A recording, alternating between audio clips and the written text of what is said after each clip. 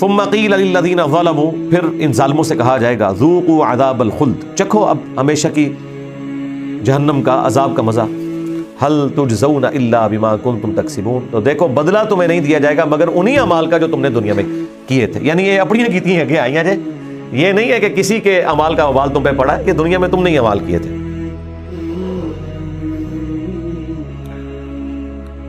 وَيَسْتَنْبِئُونَكَ أَحَقٌّ هُوَ، اے نبی یہ آپ سے پوچھتے ہیں کیا یہ حق ہے جو آپ کہہ رہے ہیں کہ قیامت والے دن انسان کو اٹھایا جائے گا. قُلْ اِی وَرَبِّی اِنَّهُ لَحَقٌ، دیکھیں کتنی 3-4 تاکیدوں کے ساتھ آئے. اے نبی ان سے فرما دیں کہ باخدا رب کی قسم بے شک ضرور یہ سچ ہے کہ ایسا ہونا ہے. وَمَا أَنْتُمْ بِمُعْجِزِينَ، اور تم اللہ تعالیٰ کو عاجز نہیں کر سکتے، اس کے سامنے لاچار ہو. اس نے تمہاری مرضی کے بغیر تمہیں پیدا کیا تو مرنے کے بعد بھی تمہیں اٹھا لے گا. تم کیا کر سکتے ہو؟ کوئی اٹھنے سے انکار کر سکتا ہے؟ اور حالت کیا ہوگی؟ وَلَوْ أَنَّ لِكُلِّ نَفْسٍ ظَلَمَتْ، اور اگر ہر وہ شخص جو دنیا میں ظلم کی کیٹیگری میں فال کرتا تھا، گناہگار تھا، فاسق تھا، ظالم تھا، نفس ظلمت ما فی الارض لافتدت بہ، اگر زمین کی ساری دولت بھی اسے دینی پڑ جائے فدیے کے طور پر تو وہ دے دے گا آخرت کے عذاب سے بچنے کے لیے. وَأَسَرُّ النَّدَامَ، اور اس دن ندامت بھی اس کے اوپر چھائی ہوئی ہوگی. لَمَّا رَأَوُا الْعَذَابَ، جب کہ وہ عذاب کو دیکھے گا. وَقُضِیَ بَیْنَهُم بِالْقِسْطِ، اور پھر ان کے درمیان فیصلہ کروایا جائے گا انصاف کے ساتھ. وَهُمْ لَا يُظْلَمُونَ، اور ان پر ظلم نہیں ہوگا. دیکھیں اللہ تعالیٰ یہ ساتھ ساتھ کلیئر کر رہا ہے کہ ظلم میں نے نہیں ہونے دینا. یہ نہیں ہو سکتا کہ اللہ تعالیٰ کوئی نعوذ باللہ فنیٹک ہے کہ کسی کی سزا کے اوپر ضرورت سے زیادہ غصہ نکال دے. نہیں، عدل کے ساتھ چلے گا.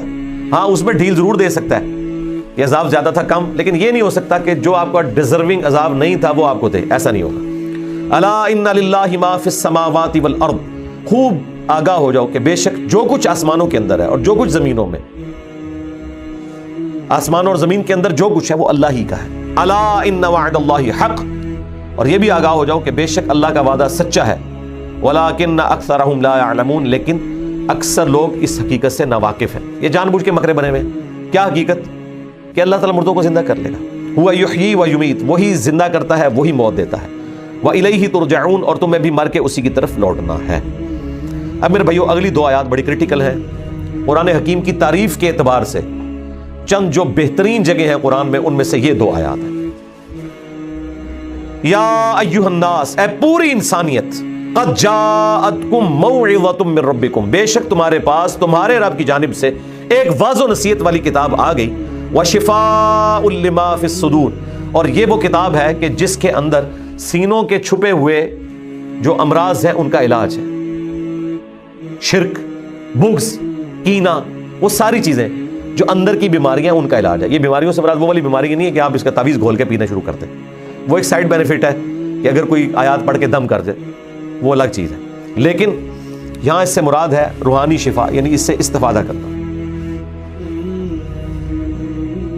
موعظۃ من ربکم وشفاء لما فی الصدور وہدی ورحمۃ للمؤمنین، اور یہ کتاب ہدایت ہے اور رحمت ہے ان لوگوں کے لیے جو بات ماننا چاہیں، ایمان لانا چاہیں، یا ایمان والے ہیں جو واقعی سیریس ہیں اللہ کے لیے. اب وہ شعراء فاق آیت آ رہی ہے جو میلاد کے جلسے جلوسوں میں پڑھی جاتی ہے، میلاد کو ثابت کرنے کے لیے جو مروجہ ہے. ایک تو وہ میلاد ہے جو صحیح مسلم میں آیا کہ نبی علیہ السلام پیر کا روزہ رکھتے تھے. پوچھا گیا آپ پیر کا روزہ کیوں رکھتے ہیں؟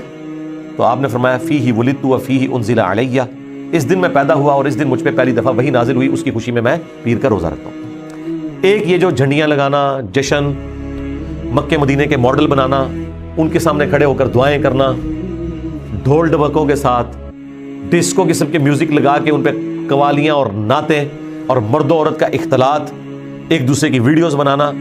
پھر اپنے فرقوں کے مولوی بھی انہیں روکے تو ان کی بھی جرت نہ ہو، اول تو روکتے نہیں، کوئی بیچارہ بات کر بھی دے تو وہ ضد کی وجہ سے، ہٹ درمی کی وجہ سے اس کے اوپر الزام لگا دیں. یہ ہے وہ آیت جی. اور اکثر آپ کو علماء نے یہ آیت پڑھتے ہوئے نظر آئیں گے اور پھر پلس مائنس لگا کے نا اس میں سے فارمولہ نکالیں گے.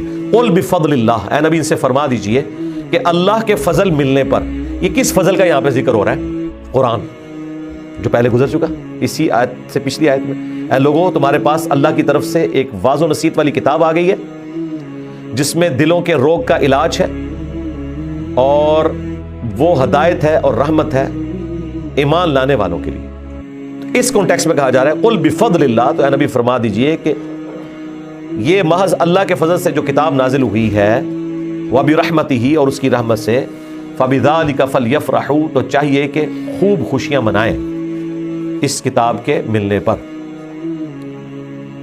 اسی پہ وہ ایک بریلوی عالم نے کہہ دیا سی نا تمال پاڑ، ہاں وہ کہتے ہیں دیکھو قرآن لکھے ہے کہ خوب خوشیاں مناؤ تو تمال پاؤ۔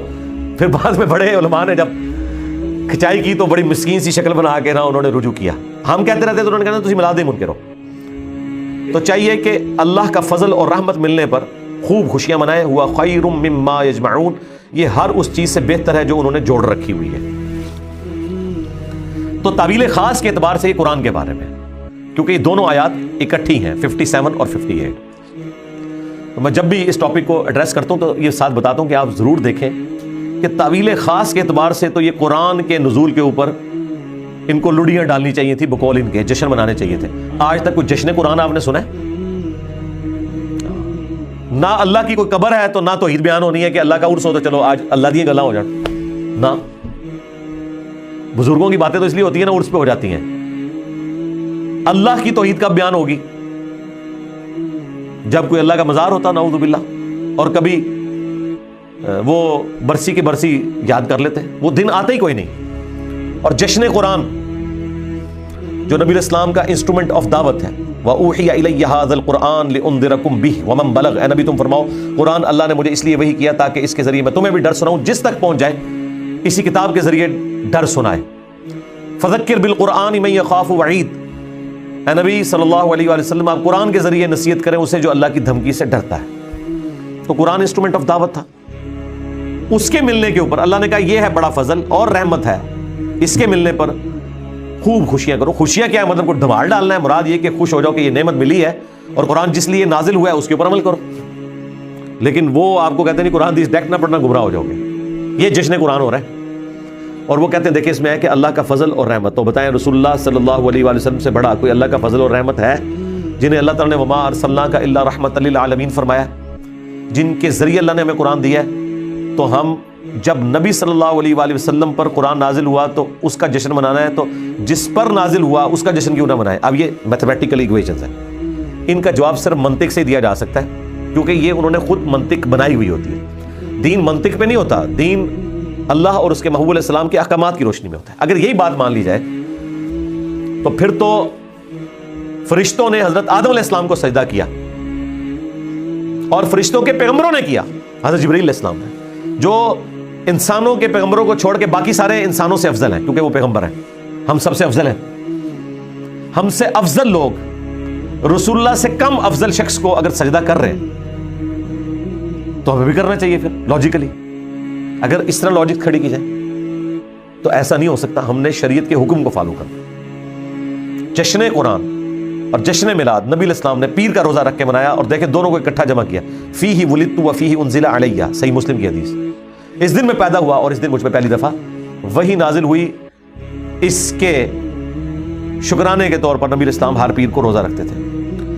تو اللہ تعالیٰ ہمارا ہے کہ اللہ کا فضل اور رحمت ملے، یعنی قرآن اور چلے کرالری کے طور پر نبی علیہ السلام بھی، تو خوشیاں منانی، اور خوشیاں یہ ہے کہ ان کی تعلیمات پر عمل کرنا ہے۔ یہ ہر اس چیز سے بہتر ہے جو تم نے جوڑ رکھی ہے، یعنی قرآن اور نبی علیہ السلام کے فرامین سے بہتر کسی کے پاس کوئی جمع پونجی نہیں ہو سکتی، کیونکہ یہ باقی جمع پونجی تو دنیا کی کرنسی ہے، یہاں پر چلے گی اور وہ ہر وقت چلتی بھی نہیں۔ بعض اوقات پیسہ دے کے بھی کوئی کچھ نہیں کر سکتا۔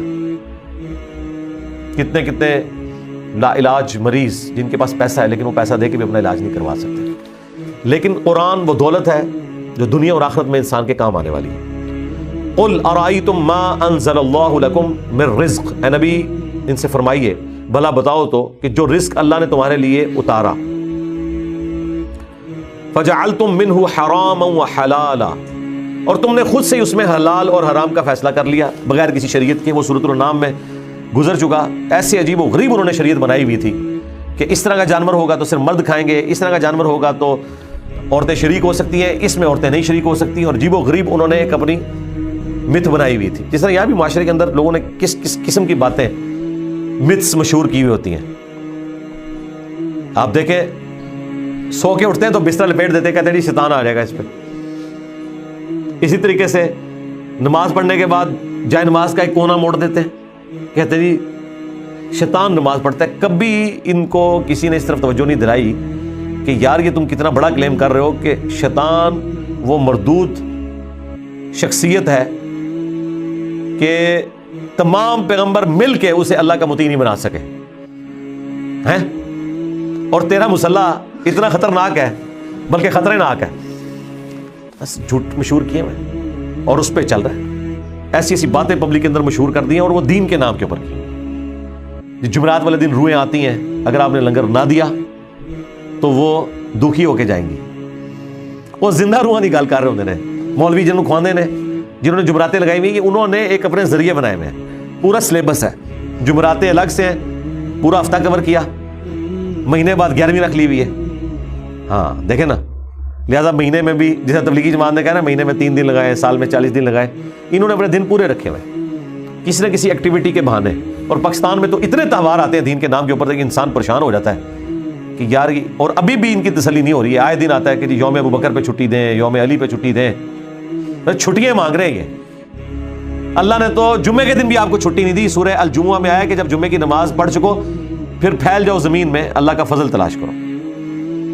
और यहां पे जब जुम्मे की छुट्टी 1997 में खत्म हुई ना, तो उलमा ने हंगामा खड़ा कर दिया कि ये जुम्मे की जो छुट्टी खत्म किया, ये यहूद और नसारा की साजिश है।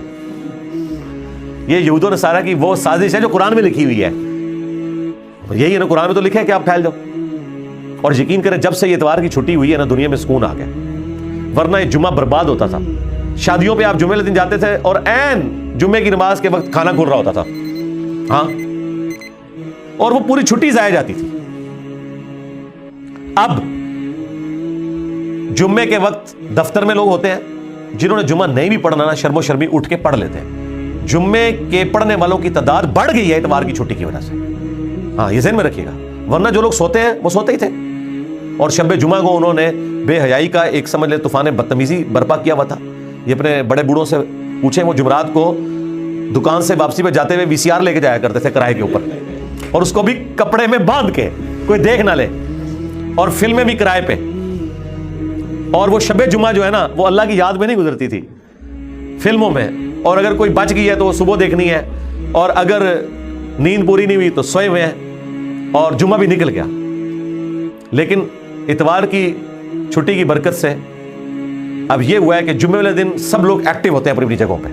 जुम्मे के लिए जब उठते हैं तो सारे उठते हैं, कोई मुंह नहीं छुपा सकता। दफ्तरों में तो आप रुक ही नहीं सकते, सामने नजर आ जाता है।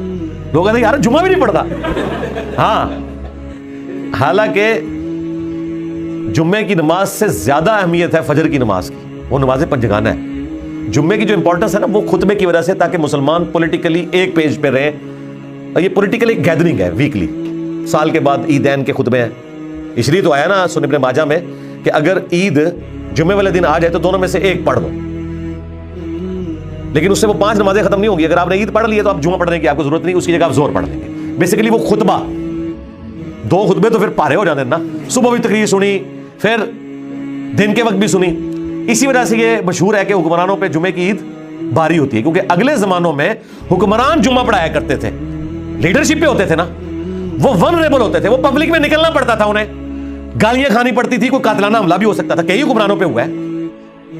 इसलिए मैंने बताया था, मुस्लिम शरीफ में हदीस है, हज़रत मुआविया ने तो मस्जिद के साथ अपना कमरा ही एक मकसूरा अलग बना लिया था। वो नमाज उस कमरे में पढ़ते थे, मस्जिद में एक्सपोज ही नहीं होते थे।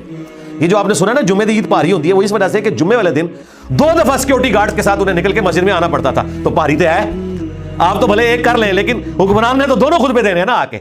वो तो आम बंदे के लिए ना कि अगर ईद का सुन लिया तो जुम्मे की जगह वो जोर पढ़ लेगा, लेकिन हुक्मरान ने तो दोनों दफा एक्सपोज होना है पब्लिक में, तो मर्डर अटेम्प्ट्स हो जाती थी, गाली गलोच भी सुनना पड़ती थी। तो इसलिए हुक्मरानों के लिए जुम्मे के दिन ईद भारी होती थी। वो कोई नौसत वाला मामला नहीं था, भारी ये थी कि एक्टिविटीज के पॉइंट ऑफ व्यू से भारी। वैसे तो आम बंदों के लिए भी भारी हो जाती है आजकल, अगर उन्हें ये मसला ना पता हो। अगर ये मसला पता हो तो कोई भारी नहीं है। भाई ईद पढ़ ली है, ठीक है, जुम्मा पढ़ने की अब जरूरत नहीं है, जोर की नमाज पढ़े। तो ये अल्लाह ताला ने दीन में आसानी दी हुई है। तो अपनी मर्जी से हलाल और हराम के फैसले करते हो। कुल अल्लाहु अदीन लकुम, क्या तुम्हें अल्लाह ने इस तरह का कोई इज़्न दिया है, कोई इजाजत दी है ام علی اللہ تفترون، یا تم اللہ کے اوپر بس جھوٹ ہی باندھ رہے ہو. نعوذ باللہ من ذالک. چلیں اس ٹاپک کو اگلی دفعہ کنٹینیو کریں گے، اسی کے اوپر کنکلوڈ کرتے ہیں. سبحانک اللہم وبحمدک اشہد ان لا الہ الا انت استغفرک واتوب الیک وما علینا الا البلاغ المبین. جزاکم اللہ خیرا.